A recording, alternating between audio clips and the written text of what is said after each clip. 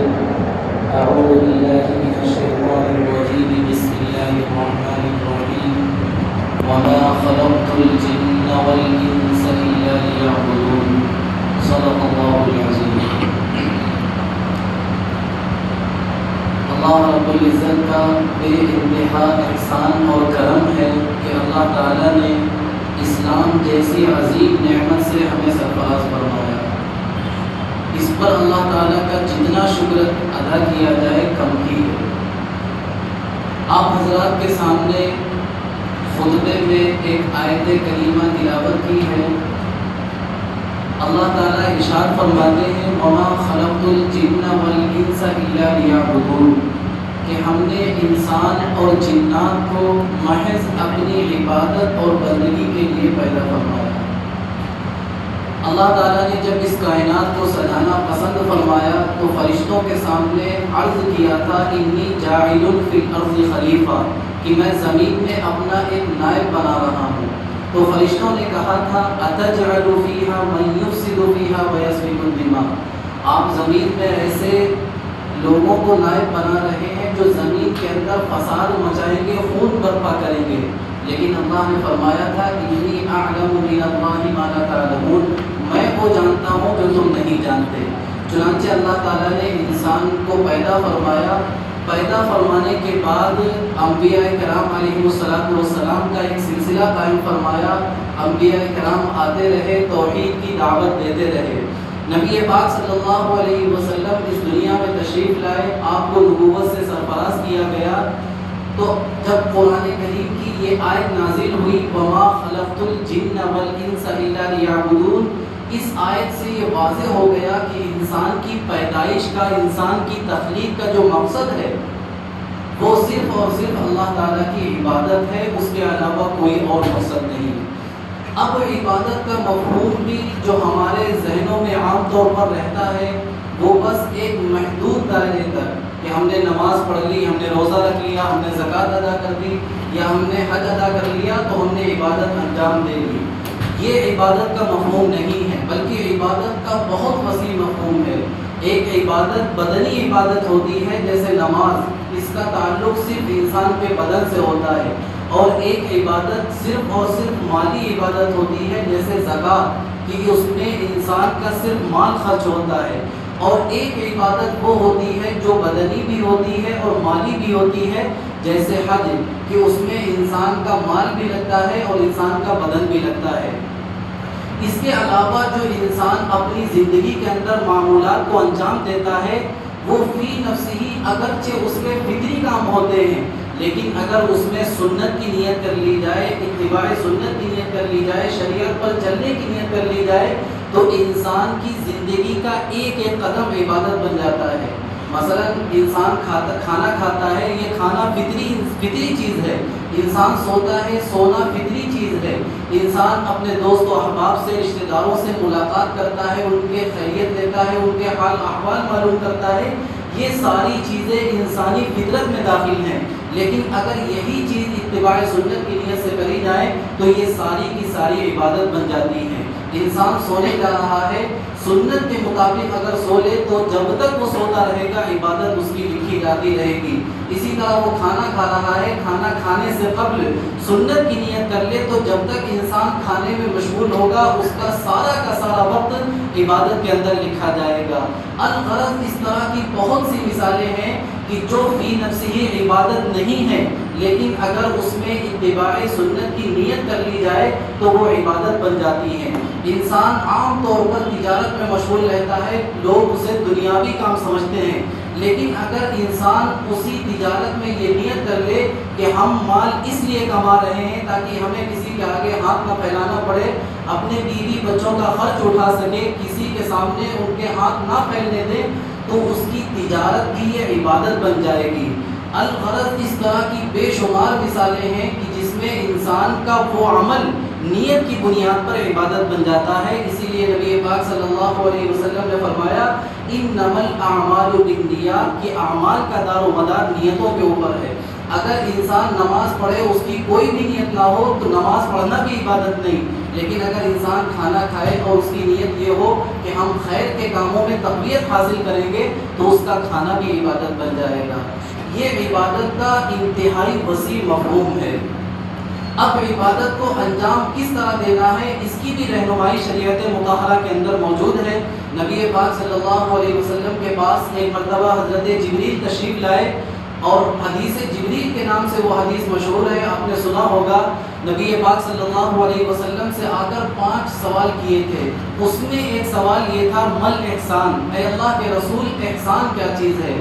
تو آپ نے فرمایا ان تعبد اللہ کأنک تراہ فإن لم تکن تراہ فإنہ یراک، یعنی عبادت کو انجام دینے کا طریقہ پہلے نمبر پر یہ ہے کہ تم عبادت کو اس طرح انجام دو گویا تم خود اللہ تعالیٰ کو دیکھ رہے ہو۔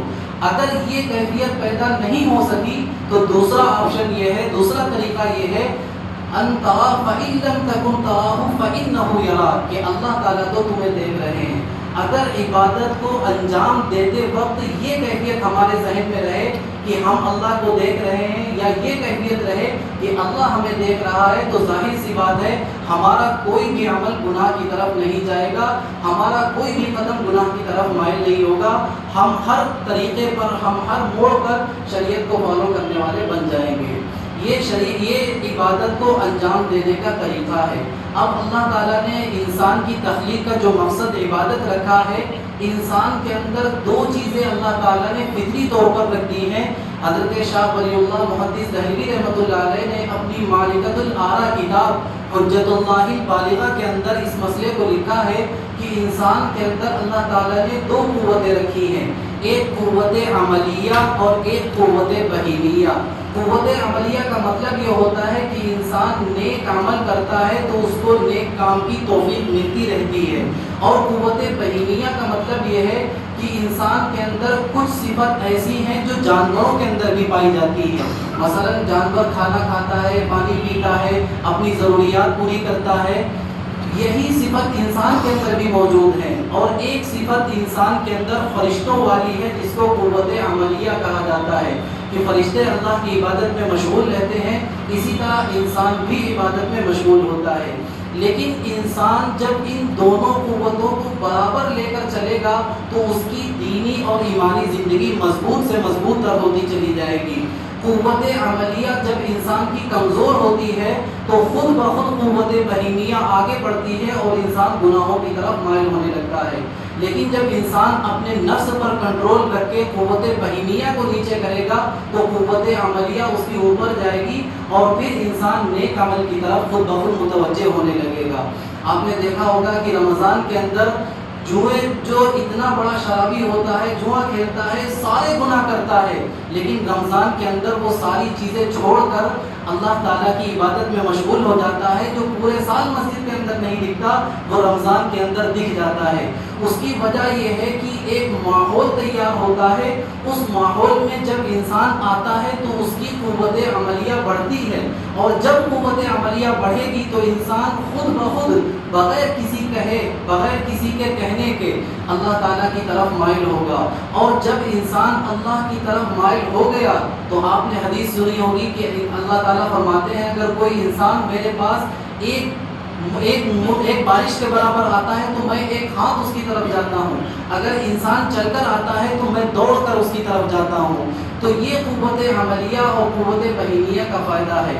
شریعت مطہرہ کے اندر جتنی بھی عبادتیں ہیں ان ساری عبادتوں کو انجام دینے کا جو طریقہ بتلایا گیا اس کا مقصد یہی ہے کہ انسان کی قوت عملیہ بڑھے اور انسان کی قوت بہیمیہ دبے۔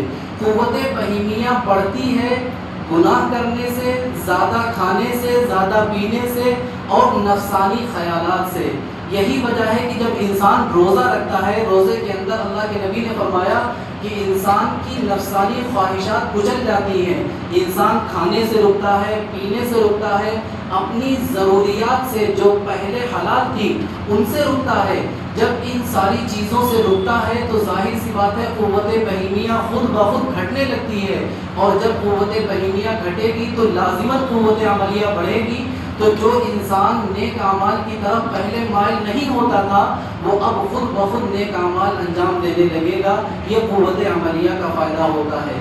اللہ کے رسول نے صحابہ کرام کی جو تعلیم تھی، صحابہ کرام کی جو تربیت فرمائی تھی، وہ اسی انداز پر کہ ان کی قوت عملیہ انتہائی بڑی ہوئی تھی۔ یہی وجہ ہے کہ حضرت حنظلہ رضی اللہ تعالیٰ عنہ ایک مرتبہ حضور کے دربار میں چیختے چلاتے پہنچے، نافق حنظلہ، نافق حنظلہ، اے اللہ کے رسول حنظلہ تو منافق ہو گیا۔ اللہ کے رسول نے پوچھا کیا معاملہ ہے؟ کہنے لگے جب میں آپ کے دربار میں ہوتا ہوں تو ایک الگ کیفیت ہوتی ہے، لیکن جب بیوی بچوں میں پہنچ جاتا ہوں تو وہ کیفیت ختم ہو جاتی ہے۔ تو اللہ کے رسول نے فرمایا اگر وہ کیفیت جو ہمارے دربار میں ہوتی ہے وہی کیفیت تمہاری رہے تب تو فرشتے راستوں میں چل کر تم سے مصافحہ کرنے لگے۔ یعنی قوت عملیہ اتنی زبردست چیز ہے کہ اگر وہ بڑھے تو انسان کو فرشتے تک نظر آ سکتے ہیں۔ اور یہی وجہ ہے کہ جب انسان کی نزع کی کیفیت ہوتی ہے تو چونکہ اس وقت قوت بہیمیہ کو بڑھانے کا کوئی آپشن موجود نہیں ہوتا ہے، گناہ کرنے کا جذبہ تک نہیں ہوتا ہے، تو فرشتے انسان کو بسا اوقات نظر آنے لگتے ہیں، جنت و جہنم اسے دکھنے لگتی ہے۔ لیکن اس موقع پر اگر دیکھ کر انسان ایمان قبول کرے تو اس وقت کا ایمان بھی مقبول نہیں ہے، اس لیے کہ وہ ساری چیزیں دیکھ چکا ہوتا ہے۔ اس لیے انسان جو بھی عبادت کرے، نماز پڑھے، روزہ رکھے، زکوٰۃ ادا کرے، حج ادا کرے، جتنی بھی عبادتیں کرے اس میں یہ نیت کرے کہ ہم سنت کے مطابق اس کو انجام دیں گے، شریعت کے مطابق اس کو انجام دیں گے، تو انسان کی قوت عملیہ بڑھے گی، اور جب قوت عملیہ بڑھے گی تو انسان خود بخود نیک اعمال کی طرف آئے گا۔ یہی وجہ ہے کہ انسان کو نیک مجلسوں میں بیٹھنے کی تلقین کی گئی ہے۔ اللہ کے رسول نے بعض احادیث میں اس کی ترغیب بھی دی ہے، اس کے فضائل بھی بیان فرمائے ہیں۔ جو اللہ والوں کے پاس جاتے ہیں پھر ان کی دنیا، ان کی دین کی زندگی بدل جایا کرتی ہے، کیونکہ قوت بہیمیہ اللہ والوں کے پاس دب جاتی ہے، پھر قوت عملیہ بڑھتی ہے تو انسان دنیا کے اندر بھی سرخرو ہوتا ہے اور آخرت کے اندر بھی اس کا مقام و مرتبہ انتہائی بلند ہوگا۔ اللہ تعالی ہم سب کو کہنے سننے سے زیادہ عمل کی توفیق نصیب فرمائے۔ وما علینا الا البلاغ۔ سنت